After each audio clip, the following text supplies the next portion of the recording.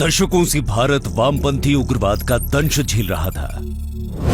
उग्रवादियों द्वारा देश के विभिन्न हिस्सों में शांति भंग करने की कोशिश जारी थी।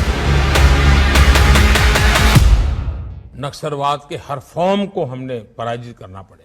बंदूक वाला भी है और कलम वाला भी नक्सलवाद, हमें इन सब का काट निकालना पड़ेगा। माननीय प्रधानमंत्री श्री नरेंद्र मोदी के नेतृत्व में गृह मंत्रालय ने वामपंथी उग्रवाद के समूल नाश के लिए कार्य प्रारंभ किया और पूर्व की डिफेंसिव नीति को दरकिनार कर इन उग्रवादियों की गतिविधियों पर लगाम लगाने के लिए एक व्यापक आक्रामक रणनीति अपनाई। इस नीति के तहत सुरक्षा बलों ने नए नए इनोवेटिव तरीकों से नक्सलियों को घेरा और एकजुट अभियान चलाया, जिसमें सुनियोजित सैन्य अभियान, खुफिया जानकारी, उग्रवादियों की फंडिंग पर निगरानी, सीमा नियंत्रण, जन जागरूकता, मजबूत कानूनी उपाय और सामुदायिक सहभागिता शामिल है। हम कगार पर है, वो दिन दूर नहीं कि देश वामपंथी उग्रवाद से पूर्णतया मुक्त हो जाएगा।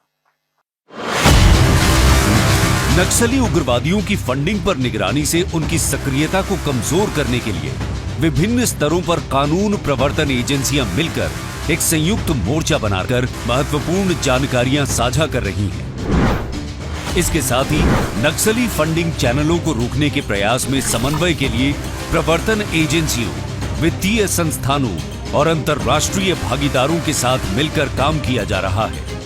उग्रवादी पैटर्न, विसंगतियों और वित्त पोषण के संभावित स्रोतों की पहचान के लिए एकत्र किए गए डेटा का सावधानी पूर्वक विश्लेषण किया जा रहा है। इस प्रक्रिया का उद्देश्य उग्रवादी वित्तीय नेटवर्क को बाधित करना और वित्त पोषक पर कानूनी कार्रवाई करना है।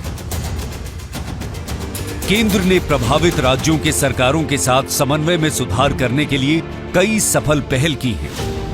इसमें केंद्रीय सशस्त्र पुलिस बटालियन, हेलीकॉप्टर प्रशिक्षण, राज्य पुलिस बलों के आधुनिकीकरण के लिए विभिन्न साधनों की मदद शामिल है, जिससे जनता को सुरक्षित रखने में मदद मिलेगी।